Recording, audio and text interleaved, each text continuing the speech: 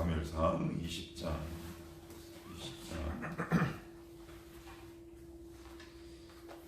주보에는 11절까지가 나왔는데요. 23절까지 좀 길긴 하지만 제 문맥과 글의 흐름상 23절까지 읽도록 하겠습니다. 다윗이 라마 나연에서 도망하여 요나단에게 이르기되 내가 무엇을 하였으며 내 죄악이 무엇이며 내 아버지 앞에서 내 죄가 무엇이기에 그가 내 생명을 찾느냐. 요나단이 그에게 이르되 결단코 아니라 내가 죽지 아니하리라. 내 아버지께서 크고 작은 일을 내게 알리지 아니하고는 행하지 아니하나니 내 아버지께서 어찌하여 이 일은 내게 숨기리요 그렇지 아니하니라. 다윗이 또 맹세하여 이르되 내가 내게 은혜 받은 줄을 내 아버지께서 밝히 알고 스스로 이르기를 요나단이 슬퍼할까 두려운즉 그에게 이것을 알리지 아니하리라. 아멘이라. 그러나 진실로 여호와의 살아계심과 내 생명을 두고 맹세하노니 나와 죽음의 사이는 한 걸음뿐이니라. 요나단이 다윗에게 이르되 내 마음의 소원이 무엇이든지 내가 너를 위하여 그것을 이루리라. 다윗이 요나단에게 이르되 내일은 초하루인즉 내가 마땅히 왕을 모시고 앉아 식사를 하여야 할 것이나 나를 보내어 셋째 날 저녁까지 들에 숨게 하고 내 아버지께서 만일 나에 대하여 자세히 묻거든 그때 너는 말하기를 다윗이 자기 성읍 베들레헴으로 급히 가기를 내게 허락하라 간청하였사오니 이는 온 가족을 위하여 거기서 매년제를 드릴 때가 됨이니이다 하라. 그의 말이 좋다 하면 내 종이 평안하려니와 그가 만일로 하면 나를 해하려고 결심한 줄을 알지니 그런즉 바라본대 내 종에게 인자하게 행하라. 내가 내 종에게 여호와 앞에서 너와 명약하게 하였음이니라. 그러나 내게 죄악이 있으면 내가 친히 나를 죽이라. 나를 내 아버지에게로 데려갈 이유가 무엇이냐 하니라. 요나단이 이르되 이 일이 결코 내게 일어나지 아니하리라. 내 아버지께서 너를 해치려 확실히 결심한 줄 알면 내게 와서 그것을 내게 이르지 아니하겠느냐 하니 다윗이 요나단에게 이르되 내 아버지께서 혹 엄하게 내게 대답하면 누가 그것을 내게 알리겠느냐 하더라. 요나단이 다윗에게 이르되 오라 우리가 들로 가자 하고 두 사람이 들로 가니라. 요나단이 다윗에게 이르되 이스라엘의 하나님 여호와께서 증언하시거니와 내가 내일이나 모레 이맘때 내 아버지를 살펴서 너 다윗에게 대한 의향이 선하면 내가 사람을 보내어 내게 알리지 않겠느냐. 그러나 만일 내 아버지께서 너를 해치려 하는데도 내가 이를 내게 알려주어 너를 보내어 평안히 가게 하지 아니하면 여호와께서 나 요나단에게 벌을 내리시고 또 내리시기를 원하노라. 여호와께서 내 아버지와 함께 하신 것 같이 너와 함께 하시기를 원하노니 너는 내가 사는 날 동안에 여호와의 인자하심을 내게 베풀어서 나를 죽지 않게 할 뿐 아니라 여호와께서 너 다윗의 대적들을 지면에서 다 끊어버리신 때에도 너는 내 인자함을 내 집에서 영원히 끊어버리지 말라 하고 이에 요나단이 다윗의 집과 언약하기를 여호와께서는 다윗의 대적들을 치실지어다 아니라. 다윗에 대한 요나단의 사랑이 그를 다시 맹세하게 하였으니 이는 자기 생명을 사랑함같이 그를 사랑함이었더라. 요나단이 다윗에게 이르되 내일은 초하루인즉 내 자리가 빔으로 내가 없음을 자세히 물으실 것이라. 너는 사흘 동안 있다가 빨리 내려가서 그 일이 있던 날에 숨었던 곳에 이르러 에셀 바위 곁에 있으라. 내가 관역을 쏘려 함같이 화살셋을 그 바위 곁에 쏘고 이 아이를 보내어 가서 화살을 찾으라 하며 내가 짐짓 아이에게 이르기를 보라 화살이 내 이쪽에 있으니 가져오라 하거든 너는 돌아올지니 여호와께서 살아계심을 두고 맹세하노니 내가 평안무사할 것이요 만일 아이에게 이르기를 보라 화살이 내 앞쪽에 있다 하거든 내 길을 가라. 여호와께서 너를 보내셨음이니라. 너와 내가 말한 일에 대하여는 여호와께서 너와 나 사이에 영원토록 계시느니라 아니라. 아멘. 오늘 이 내용은 요나단과 다윗에 관한 이야기입니다. 다윗은 계속 쫓기죠. 그죠? 계속 쫓깁니다. 요나단을 찾아가서 다윗이 하소연을 합니다. 우리 어저께도 살펴봤죠. 내가 정말 잘못한 게 뭐냐? 이렇게 하소연을 합니다. 그랬더니 요나단이 이제 오늘은 내가 너를 지켜줄게. 우리 아버지가 너를 해하지 아니하도록 내가 무슨 힘을 쓰더라도 내가 너를 꼭 지켜주마. 이제 이런 이야기를 합니다. 다윗의 삶은 굉장히 드라마틱했어요. 앞으로도 더 남았습니다. 고생할 일이. 그러니까 이제 우리가 이걸 보고 막 지레 겁먹죠. 아이고 우리 언제까지 고생해야 돼요? 그렇게 물을 수도 있어요. 출발점을 한번 어디서부터 출발하나요? 들파, 목동이잖아. 그 다음 궁궐, 그 다음에 다시 나요. 그 위에 계속해서 갑니다. 그러니까 다윗은 뭐 어떻게 자기를 보여줄 사람이 없어요. 그런데 여러분 잘 보시면 다윗에게 두 명의 지인이 나타납니다. 첫째는 요나단, 또한 미갈이에요. 하나님이 우리를 연단하시고 훈련시키실 때 반드시 피할 구멍을 예비하세요. 반드시 피할 구멍을 예비하십니다. 내가 눈으로 보지 못하고 하나님의 음성을 듣지 못해서 내가 지금 막다른 골목에 몰린 것 같지만 하나님은 결정적인 상황마다 피할 구멍을 반드시 예비하십니다. 그것이 사람이든 아니면 하나님이 주시는 메시지든 아니면 누군가의 도움이든 간에 내가 지금 어떤 코너에 몰려 있다면 여러분 이렇게 한번 기도하실 수 있기를 원해요. 하나님, 성경을 보니까 곳곳에 하나님의 택한 백성이 고난이나 위기에 처했을 때마다 하나님이 피할 바위가 되어주시고 때로는 개입하시고 때로는 사람의 도움을 허락하셨는데 하나님 저에게도 이런 사람을 허락하여 주옵소서. 아니면 우리 어제 살펴봤죠. 다윗이 너무 급한 상황에 몰리니까 우리 주님이 직접 개입하셨어요. 어떻게 해요? 성령 하나님을 역사하셔서 다윗이 발가벗고 예언하느라고 다윗을 죽이지 못하게 하신다는 말. 그래서 어제 그런 말씀 드렸어요. 사명자는 절대 죽지 않는다. 역시 다윗의 삶이 이랬다면 우리의 삶도 이렇다는 말이에요. 지금 여러분들이 이렇게 코너와 궁지에 몰려 있다면 나의 피할 바위, 내가 정말 도움받아야 할 사람은 누군가. 아마 눈을 조금만 크게 뜨시면 아마 주위에 보일 거예요. 이게 보이더라고요.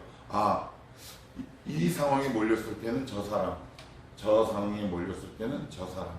하나님은 우리를 연단하고 이끄시고 때로는 훈련시키시지만 우리를 어렵게만 하시는 분이 아니라 거기에 맞게 피할 방법과 길도 동시에 예비하신다. 그것이 오늘 20장 전반적으로 흐르는 다윗과 요나단의 이야기예요. 우리 한번 조금 더 안으로 들어가 보십시다. 자, 먼저 3절, 4절 같이 한번 읽어볼까요? 시작. 다윗이 또 맹세하여 이르되 내가 내게 은혜 받은 줄을 내 아버지께 밝히 알게 알고 스스로 이르기를 요나단이 슬퍼할까 두려운즉 그에게 이것을 알리지 아니하리라 함이니라. 그러나 진실로 여호와의 살아계심과 내 생명을 두고 맹세하노니 나와 죽음의 사이는 한 걸음뿐이니라. 요나단이 다윗에게 이르되 내 마음의 소원이 무엇이든지 내가 너를 위하여 그것을 이루리라. 2절에도 보시면 요나단이 그에게 이르되 결단코 내가 죽지 아니하리라 그래요. 요나단과 다윗의 특징이 있어요. 요나단은 사람 말을 되게 잘 믿어요. 아버지가 이렇게 얘기하잖아. 내가 다윗을 안 죽일 거야. 그랬더니 그 아버지의 말을 곧이 곧대로 믿어요. 그러니까 좋은 말로 하면 되게 순진하고 순전한데 이게 뭔가 2% 부족한 것 사실이에요. 그런데 반대로 다윗은 혹시 여러분 시중에 이런 책 보신 적 있으세요? 현실의 뿌리박은 다윗의 영성, 이런 조금은 어려운 책이 있습니다. 그 내용을 요약하면 그거예요. 다윗은 철저하게 현실에 신앙의 기초를 두고 있다. 현실 추구를 하는 것이 아니라 현실 안에 뿌리박고 그 안에서 자기를 돕는 하나님의 역사를 경험한다라는 것이 그 책의 주된 내용이라는 거예요. 요나단은 굉장히 순박한데 다윗은 현실에 딱 뿌리박아. 현실 인식이 굉장히 정확해요. 혹시 지금 이 말씀을 들으면 주일의 설교와 상반되네 라고 얘기할지 모르겠어요. 제가 여러분에게 어떻게 말씀드렸나요? 현실을 정확하게 보는 것이 중요하다 그랬어요? 안 중요하다 그랬어요? 너무 오래돼서 기억 안 나죠. 죄송합니다. 제가 다시 한번 말씀드릴게요. 현실만을 보는, 현실을 정확하게 분석만 하지 말라 그랬어요. 그죠? 이스라엘 공동체는 현실만 분석했어요. 그런데 다윗은 현실도 분석하고 거기에서 하나님께서 도우실지를 믿었다는 말이에요. 이 두 가지가 다 중요해요. 그런데 다윗은 지금 그런 사람이에요. 이게 무슨 얘기냐? 바로 3절에 보시면 이렇게 요나단의 말을 다 100% 제발 너희 아버지를 좀 네가 좀 알았으면 좋겠다, 이런 말이에요. 한번 읽어볼게요. 제가 여기 보시면 다윗이 또 맹세하여 이르되 내가 내게 은혜 받은 줄을 내 아버지께서 밝히 알고 스스로 이르기를 요나단이 슬퍼할까 두려운즉 그에게 이것을 알리지 아니하리라 함이니라. 이게 무슨 얘기냐면 요나단이 이렇게 얘기하는 거예요. 아버지는 나한테 뭐든지 다 얘기해. 그러니까 내가 다윗 너를 죽이는지 안 죽이는지 내가 아버지 이야기를 들어보면 다 안다? 그랬더니 다윗이 아니야. 만약에 그 소식이 너에게 슬픈 소식이라면 혹시 아버지가 알리지 않으면 어떡해? 너에게 도움이 안 되는 소식이면 알리지 않을 수도 있잖아. 그러니 이렇게 하지 말고 요나단, 너 집에 가서 이렇게 얘기해. 내가 이제 좀 있으면 월삭 들어보셨죠? 월삭. 음력 초하루예요. 첫날. 이스라엘 공동체는 제사를 지내거든요. 이제 3일 동안 집에서 먹고 마시는 것이 그 당시의 관습이었어요. 그러면 만약에 니네 아버지가 나를 찾으면 다윗이 어디 갔냐 하고 찾으면 너 이렇게 해서 사울 왕의 의중을 한번 떠봐. 베들레헴으로 갔다는데요 라는 내용이 20장 1절에서부터 23절까지. 이게 뭔가 거짓말하는 것 같기도 하잖아요. 그죠? 근데 거짓말이 하는 것이 아니라 현실을 정확하게 인식하는 거예요. 우리가 신앙생활하면서 되게 놓치기 쉬운 부분이 있어요. 지난 주일에도 말씀드렸듯이 현실을 분석만 하는 사람이 있고요. 그리고 믿음을 대입을 안 하고요. 그리고 믿음만 하고 현실을 제대로 인식하지 못하는 사람이 있어요. 이거 두 가지 다 건강하지 않은 거거든요. 그러니까 성경은 믿음이라고 할 때 하나님께서 도우시는 절대적인 은혜와 그리고 인간의 책임과 의지를 굉장히 강조를 해요. 이 두 가지가 균형 있게 잘 날개를 달고 있어야 우리의 신앙이 한쪽으로 치우치지 않아요. 하나님, 제 이번에 장학금 받게 해주세요. 그렇게 기도해야죠. 그러면 어때요? 장학금 받을 수 있도록 때로는 밤을 새고요. 때로는 도서관에 깊이 들어가 책에 묻혀 사는 우리의 결단과 책임도 중요하다. 다윗은 바로 이러한 사람이었다. 성경은 이렇게 얘기를 해요. 그러면 요나단은 어떤 사람이었느냐? 4절에 그의 성품이 다 드러나는데 다시 한번 제가 볼게요. 요나단이 다윗에게 이르되 내 마음의 소원이 무엇이든지 내가 너를 위하여 그것을 이루리라. 요나단은 서열 몇 위쯤 될까요? 왕자니까. 서열 2위죠. 2위. 그러면 사울 왕의 뒤를 이어서 누가 왕위를 물려받아요? 요나단이요. 여러분 요나단 하세요? 그런데 눈앞에 다윗이 있어요. 사울 왕의 뒤를 이어서 왕위를 이어받아야 돼. 왕위를 계승할 라이벌이 여러분 앞에 있어요. 여러분 이거 쉽지 않습니다. 쉽지 않아요. 아니 쉽지 않은 게 아니라 불가능해요. 창피한 이야기지만 한국교회 현실 가운데 중대형 교회 이상에서 부목사들끼리 라이벌의식이 얼마나 강한지 아십니까? 잘 되는 꼴을 못 봅니다. 심지어 서울에 있는 초대형 교회는 부목사 사택이 딱 붙어 있어요. 이렇게 101호, 102호, 103호, 201호, 202호, 203호. 어떤 교회라고 얘기는 못 드려요. 그런데 거기에 속한 우리 사모들이나 부목사들 이야기 들으면 사모들끼리 라이벌 의식이 엄청나대요. 담임 목사에게 잘 보이려고. 그러면 요나단은 이게 뭔가 잘못된 거죠. 이게 사람의 힘으로 가능할까? 이게 의구심이 나요. 그런데 무조건적인 하나님의 사랑을 깨닫지 못한 자라면 이런 사랑을 줄 리가 만무하다. 인간의 사랑이 아닌 거죠. 여러분 인간의 사랑이 누군가를 이렇게 헌신적으로 사랑할 수 있겠습니까? 오죽하면 이렇게 얘기해요. 네가 원하는 게 무엇이면 내가 다 들어줄게. 이게 무슨 말일까요? 내가 누군가를 사랑하면 저 사람의 소원을 들어주고 싶고 그의 일을 자꾸 이루어주고 싶은 거예요. 내가 하나님을 사랑하는 줄 어떻게 아는 줄 아세요? 여러분의 눈물과 입술로 알지 않아요. 하나님의 일을 이루어드리고 싶은 마음이 점점 생기기 시작해요. 하나님, 저를 통해 하나님의 일을 어떤 일을 이루시기 원하십니까? 이런 질문이 나에게 일어나기 시작하고요. 이런 마음이 내 마음 가운데 자연적으로 생기게 된다.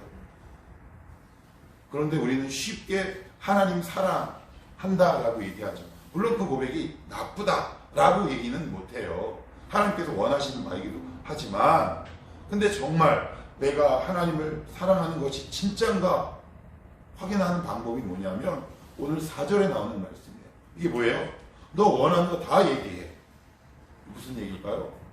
그 상대방을 자꾸 이루어주는 거죠. 저 사람의 소원을 내가 들어주려고 노력하는 거예요. 왜 결혼하면 왜 싸워요? 오정이랑 이진성이 20몇 년 됐는데 왜 아직도 지금은 잘 안 싸우지만 왜 이렇게 오래 티격태격 싸웠어요? 주애랑 병진이랑 왜 이렇게 머리끄댕이까지는 아니지만 티격태격 싸울까요? 내 소원 좀 이루어달라는 거 아니잖아요. 바로 그 얘기 아닌가요? 그런데 우리는 사랑해서 결혼했다고 얘기하잖아요. 그런데 오늘 이 4절 말씀에 보니까 오히려 반대 이렇게 얘기를 해요. 하나님은 여러분을 정말 사랑하시며 내 안에 하나님을 향한 선한 역사에 대한 갈망과 열정이 생기기 시작하더라고요. 이게 참 희한해요. 여러분 정말 하나님 사랑하십니까? 그러면 내 마음 가운데 하나님의 일을 이루어드리고 싶은 거룩한 열정과 거룩한 열망이 내 안에 생기기 시작합니다. 사랑하면 사랑하는 사람의 일을 이루는 거죠. 그런데 때로는 이런 사랑을 우리가 하나님 앞에 받을 때 제가 앞에서 말씀드렸죠. 요나단의 사랑은 조건이 없어요. 그래서 우리는 당황하잖아요. 인간의 모든 사랑은 조건적인 사랑인데 하나님의 사랑은 조건이 없는 사랑이라는 말이에요. 우리의 모든 사랑은 계약관계에 있는 사랑이에요. 그런데 하나님의 사랑은 조건이 없으니 당황하기도 하고요. 그래서 거부하기도 해요. 그리고 때로는 그 사랑에 감동받기도 하고요. 하나님을 사랑하시는지요? 정말 하나님을 사랑하면 그 사랑하는 존재의 일을 이루어주고 싶은 마음이 우리 안에 생깁니다. 나는 과연 나의 꿈을 이루며 살아가고 있는가? 아니면 하나님이 주신 꿈을 이루며 살아가고 있는가? 우리가 순간순간 점검할 수 있으면 좋겠어요. 하나님, 저의 꿈도 물론 중요하지만 내가 정말 하나님을 사랑한다면 하나님의 일을 저를 통해 이루어 주시옵소서. 그렇게 얘기할 때 우리의 인생이 보다 값질 수 있어요. 이 말에 여러분들이 쉽게 아멘 할 수 없는 이유를 알아요. 왜요? 손해 볼까 봐. 그죠? 그렇지만 여러분이 하나님을 정말 사랑한다면 손해 볼 수 있어? 그래도 괜찮아 라는 아마 수준에까지 가실 거예요.